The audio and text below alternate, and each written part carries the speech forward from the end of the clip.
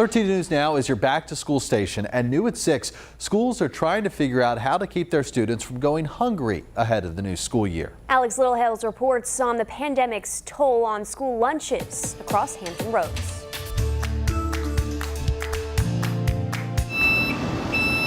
When everything else stopped. Crazy to be told, at 4 o'clock on a Friday that kids aren't coming back to school.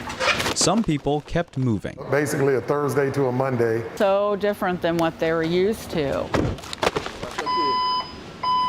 Behind the scenes, school cafeteria staff kept families moving through the COVID pandemic. Child nutrition employees just deserve the biggest shout out everywhere. They came back, they were in the buildings by themselves sometimes.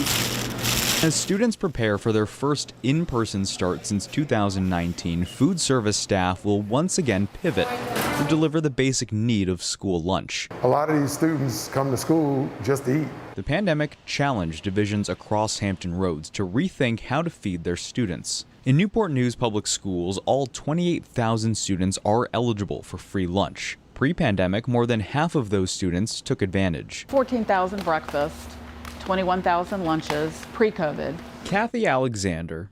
A day. Yeah, a day. Is the division's food services director. To keep kids fed when classrooms went virtual, the division set up more than 30 pickup locations at elementary and bus stops across the city. But different cities found different solutions. Suffolk is such a large area, and so we knew it wasn't going to be feasible to have students come to school and pick up food. Lawrence Whiting, food services director for Suffolk Public Schools, says the state's largest city by land needed a mobile approach. There were 12 bus routes, and I want to say that hit about 70 stops. February 21, we served 1.1 million meals. Divisions across Hampton Roads saw large drops in the number of meals they served. In Portsmouth, the number of meals served through COVID-19 dropped by almost 2 million. Hampton City Schools served 1.3 million meals last year, but compare that to a number more than 3 times as high as the year before. For the new year's start, some of these changes will stay. To follow CDC guidelines, many returning students will again go without the classic cafeteria experience, eating lunch from their classroom instead. For elementary, for lunch, we will deliver to the classroom, and they'll have a hot and cold option.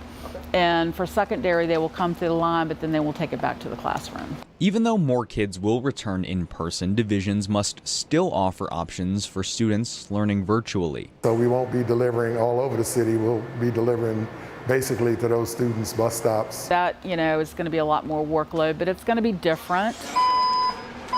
That's their plan, at least for now, because even if things do change again, food service workers have learned to roll with whatever. They could have done a lot of whining about what they had to do, and and they didn't. They just rolled with it. It was definitely different. Reporting, Alex Littlehales, 13 News Now. School leaders in Newport News and Suffolk say school divisions everywhere are in need of food service staff.